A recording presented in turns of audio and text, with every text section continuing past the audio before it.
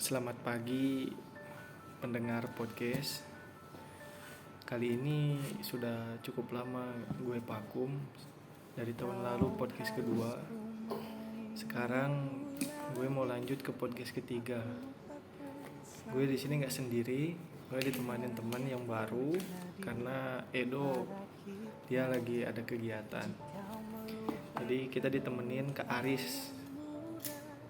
Kak Aris ini adalah kakak sekaligus keluarga lah di perantauan. Bagaimana Kak Aris, kita rencana pagi ini mau bahas mencintai pasangan. Menurut Kak Aris, mencintai pasangan itu seperti apa sih di mata Kak Aris? Ya, kalau saya secara pribadinya sih mencintai pasangan itu tidak harus kita cuma mencintainya dia saja. Terutama kita harus menilai dari segala sisi, baik itu bibit, bobot. Ya, yang namanya kita laki-laki sekarang, zaman sekarang ini bukan kita munafik ya. Yang pasti untuk mencari pasangan itu lebih baik begitu ya kan. Banyak bukan perempuan aja yang matre sekarang. Jadi pada dasarnya sudah bukan rahasia umum lagi. Bukan rahasia umum. Tentang memilih pasangan itu pasti banyak kategorinya juga. Bukan perempuan saja yang bisa memilih kan gitu. Kita cowok harus menilai juga. Bukan perempuan aja yang matre. Jadi begini Kak, mungkin di segi kedewasaan kakak lebih dewasa lah. Ada satu pertanyaan yang pengen saya tanya. Apakah penting peran keluarga, maksudnya kedua keluarga ya, dalam satu hubungan ini? Itu sangat penting. Ini gue cerita ya tentang masa lalu gue nih, yang dulu gue pernah, namanya itu saya sebutkan aja lah ya, tapi mungkin dia orang timur. Jadi gue pernah di sana itu merantau. Gue tuh mencintainya dia tuh tiba-tiba tulus sekali gitu ya kan. Peran keluarga, pertanyaannya tadi kan peran keluarga ini bagaimana sih, ya. Pentingkah atau tidak dalam suatu hubungan? Sangat penting bagi saya. Jadi itulah masa lalu gue dulu, peran keluarga itu. Sampai saya itu pernah dikatakan sama orang tua itu, perempuan itu dibilang begini, abang, ini anak saya, tolong dijaga. Saya sangat mencintai anaknya, cuman peran keluarga itu bagi saya sangat berarti. Saya pikirkan juga orang tuanya juga gitu. Maksudnya pikir bagaimana? Pikirkan perasaan orang tuanya itu dalam kita berhubungan itu. Kalau bisa kan pulang kerja atau ada waktu libur, kita bisa setidaknya berbagi waktu ke keluarga kita, keluarga pihak perempuan kan begitu. Jangan nanti kita itu tidak adil dikiranya. Apalagi namanya si perempuan kita bawa nanti kemana kita pergi, itu kan pasti dia rindu orang tua itu ada. Iya, benar. Jadi pertimbangan saya kemarin itu kenapa saya tidak jadi menikah dengan wanita itu. Pertimbangan saya itu, saya di tengah-tengah Indonesia tinggal, keluarga saya di ujung sana, dia di ujung sini. Dia timur, saya barat, kan sangat berjauhan. Jadi kalau sewaktu-waktu ada kepentingan mendadak, kepentingan apa, susah untuk membagi waktu itu. Jadi begini Kak, saya potong dulu ya. Iya. Ini kan bukan masalah cerita masa lalu, tapi ini menceritakan pengalaman hidup. Semua orang punya pengalaman. Dan pada akhirnya pengalaman itu ada yang memang dari awal bareng-bareng jadi terus bareng-bareng atau pisah atau apapun alasannya itu. Nah, pertanyaannya saya satu. Kenapa kakak ini yang notabene dicintai, disayangi keluarganya, pasangan, kok bisa sampai kalian berdua ini sampai berpisah? Iya, saya itu memilih keputusan itu sebenarnya berat. sangat berat. Walaupun saya direstui, disayangi, cuma kan hati seorang ibu itu untuk berpisah dengan anaknya itu pasti ada rasa sedih, kan begitu. Berarti kakak ini memberatkan karena takut untuk mengambil anaknya atau membawa anak perempuannya tinggal bersama kakak lah. Yang notabene kakak ini pindah-pindah kan? Iya, cuman kalau mengambil itu bukan. Mengambil itu dari arti bahasa Indonesia itu agak sedikit Terlalu kasar. lah. Jadi saya dengan anaknya itu kalau hanya mementingkan kepentingan pribadi saya, mungkin bisa saja. Cuman kan kita harus menjaga hati orang tua dari si perempuan ini deh. Namanya itu orang tuanya dia kan orang tua kita juga. Ya. Bagaimana kita bisa menjaga perasaan kedua orang tua itu. Setelah kita menikah kita punya dua orang tua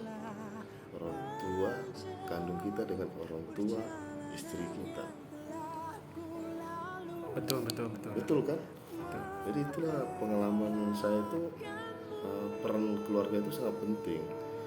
Akan tidak bahagia rasanya dalam suatu hubungan pernikahan itu tidak Restui, direstui, tidak didukung. tidak didukung oleh salah satu pihak. Karena sistem kita kan bukan orang kaya ya kan. Kalau orang kaya boleh lah kita berdiri sendiri. Cuma kalau kita orang biasa-biasa ini, istilah standar lah di Indonesia ini, ya kita sangat butuh peran keluarga itu. Siapa lagi kalau bukan keluarga kita yang membantu kita? Baik itu keluarga kandung kita, kakak kita, baik keluarga dari istri kita, itu akan indah nantinya. Nah, satu hal yang pengen aku tanya ya kak, dari semua perjalanan hidup, masa lalu atau apa, ada nggak penyesalan atau kak pernah nggak menyesal tiba-tiba mikirin kok bisa kayak gini, atau mungkin ada penyesalan yang memang ada unek-unek lah, maksudnya kakak mau ya saya sebenarnya pengen ini, ada nggak? Ya sebenarnya dari lubuk hati kecil saya ya, lubuk hati saya yang paling dalam itu mohon maaf saja, itu saya sangat menyesal gitu melihat keadaan ini. Kan saya lagi mau melihat fotonya dia juga, rasa bersalah, rasa penyesalan itu sulit saya hilangkan. Ya, Yang betul. namanya jarang loh wanita itu seperti dia yang saya kenal itu, jadi sangat berkesan. Apalagi saya selama mengenal dia tidak pernah ada kesalahan, tidak pernah ada cekcok di antara kami, itu tidak ada. Baik keluarga maupun hubungan kami berdua tidak pernah. Penyesalan itu pasti ada. Cuman hidup ini akan terus berlanjut. Jadikan suatu pelajaran. Kalau orang sukses itu pasti ada kegagalan.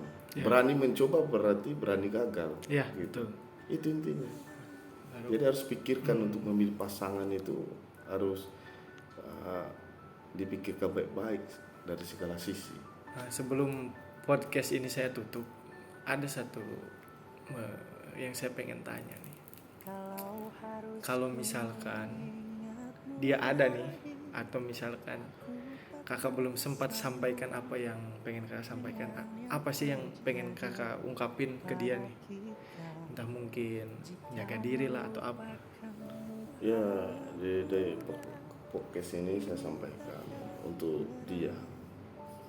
Saya mengucapkan terima kasih banyak kepada dia yang telah memberikan pengalaman hidup atau sejarah hidup bagi saya sendiri, yang telah menjaga saya selama saya bekerja di sana. Semoga dia sukses selalu, sehat-sehat, dan sampai detik ini saya ingin sekali ketemu sama dia kan. Saya harap suatu saat saya bisa ketemu dia untuk terakhir kalinya sebelum